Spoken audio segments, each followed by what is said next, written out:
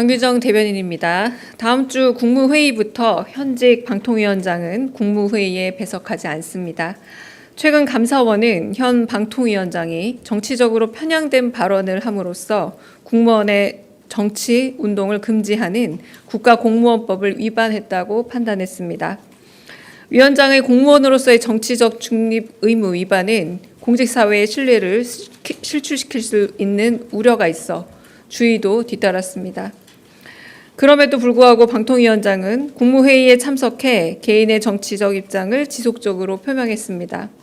이와 더불어 개인 소셜미디어에 자신의 정치적 견해를 게재해 공무원의 중립 의무 위반 행위를 거듭했습니다. 이에 오늘 오전 강훈식 대통령실 비서실장이 직접 대통령께 방통위원장의 국무회의 배석이 부적절하다는 의견을 전달했고, 이에 현 방통위원장이 더 이상 배석하지 않도록 결정했습니다. 국무회의는 국정을 논하는 막중한 책임이 있는 자리입니다. 비공개 회의에서 나온 발언이나 토의 내용을 대통령실 대변인의 공식 브리핑 외에 기사화하거나 왜곡해 정치에 활용하는 건 부적절한 공직기강 해이입니다. 해당 원칙은 다른 국무위원들과 국무회의 배석자들에게도 동일하게 적용됨을 알려드립니다. 이상입니다. 혹시 질문 있으실까요?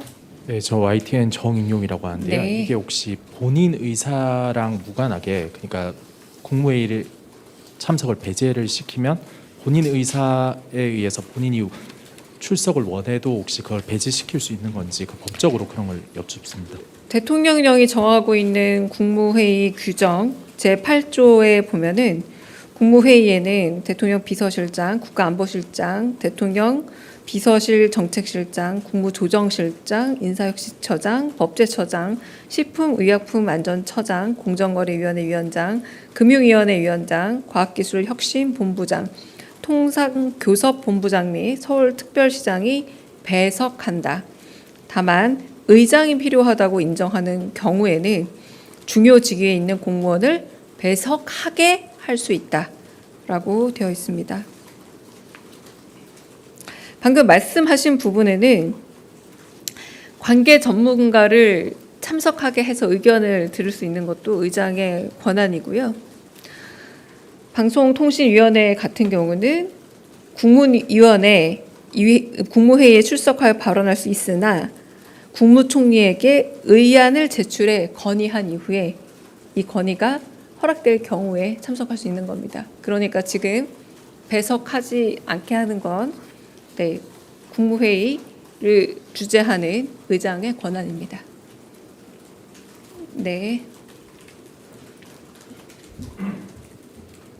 저 MBN 표선우인데요. 그럼 이 결정이 당사자인 이진숙 방통위원장에게는 전달이 되고 지금 브리핑을 하시는 건지, 본인이 만약에 전달을 받았다면 뭐라고 답변을 하셨는지 궁금합니다. 그 과정도 보자면요. 방통위원장 같은 경우는 국무회의 보통 전날 출석하라라고 전달되는 것으로 알고 있습니다. 네, 그러니까 전달받지 않으면 원래는 참석하지 않는 것으로 알고 있고요. 네, 그래서 국무회의에 참석하고 참석하지 않는다는 것은 국무조정실을 통해서 연락을 주게 돼 있습니다. 네, 좀 관행상으로 참석해 오셨던 것 같은데요. 관행상으로 참석자 배석자로 되어 있었던 것 같고, 네, 제가 알기로는 그렇게 알고 있습니다.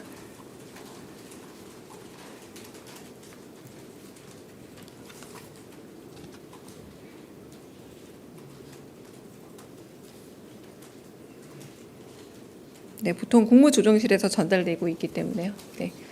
그러니까 이 부분 저희가 또 지금 표선 기자 질문하셨지만 국무조정실에서 전달 혹은 전전달 하기 전에 벌써 대통령실에서 입장을 전하는 거라 이 자체가 의사의 전달이고 배석하지 않아도 된다, 배석하지 말라는 전달이라고 봅니다. 네. 다른 질문 또 있으실까요?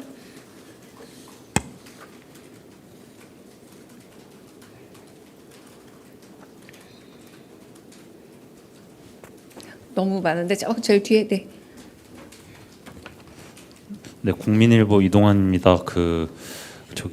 강훈식 비서실장님이 대통령께 보고 드렸을 때 대통령님이 별다른 말씀이나 반응 없으셨는지 궁금합니다. 네, 그건 비서실장에게 확인해 보겠습니다. 반응까지는 제가 여쭤보지 않았습니다. 네. 다른 질문 또? 네. 아까 말씀 주신 TV조선 최지원입니다. 네. 아까 말씀 주신 대로라면 그럼 그 동안에는 이진숙 위원장이 그러니까 개별 연락을 받지 않았는데도 통상적으로 참석을 해왔다는 것인지가 궁금하고요. 그리고 또 하나 조금 전에 언론 보도 통해서 이 대통령이 방송 3법에 대해서 시기에 대해서는 구체적으로 언급하지 않았다라고 하면서 일종의 이제 추진에 대해서 교통 정리를 좀 한 것이다 이런 취지의 보도가 있었는데 이거 맞는지도 확인 좀 부탁드립니다. 첫 번째 질문에 대해서 대답을 드리자면 국무총리가 이번에 처음 첫날 급하게 금요일날 임명되고 토요일날 저희 예산이 증액된 부분에 대해서 의결하기 위해서 오고 그리고 나서 이제 횟수로는 두 번째지만 거의 첫 번째 제대로 된 국무회의였죠. 그러니까 새 총리 그리고 새 국무조정실에서 특별히 배석자를 바꾸지 않은 상황이었고 배석자는 지난 정부의 관행대로 모셨던 것들이라고 보시면 될 것 같습니다. 두 번째는 그 부분에 대해서는 저는 원칙적인 대답을 계속 드리는데요.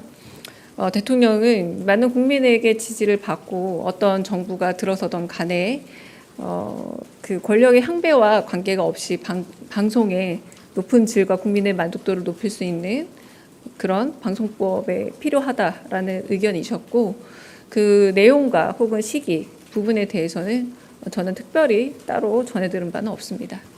네. 다른 질문 있으실까요? 네. 네, 아시아경제 임철량입니다. 이진숙 위원장 대신에 대참에서 참석자가 있을 가능성이 있을까요? 무슨 말인지 이해를 그래도 못하겠습니다. 방통위에서 나름대로 네. 뭐 의견을 개진하거나 대통령께서 국무회의 때 질문을 하거나 이런 부분이 있을 수 있기 대참은 때문에 위원장이 배석에 권한이 있을 때 그분이 특별한 사유를 가져서 걸석일 경우에 하는 게 대참입니다. 그러면 아예 지금은 방통위는 배제가 제가 되는 거죠? 이진숙이라고 표현하지 않았고요. 방통위원장이라고 표현을 했잖아요. 그건 이제 아까 말씀드렸다시피 위원장 혹은 뭐 대참자라고 할지라도 필요한 경우는 국무회의에 발언할 수 있지만 소관사무소에 관하여 국무총리에게 의안을 제출하고 건의를 한 이후에 이 건의가 받아들여지면 올 수 있습니다. 이를테면 이번에도 많은 조달청처럼 보고를 하기 위해서 배석한 경우 있지 않았습니까? 이때는 대통령이 배석을 원한다라고 얘기했고 국무회의 전에 배석이 전달이 된 거고 그래서 참석한 거죠.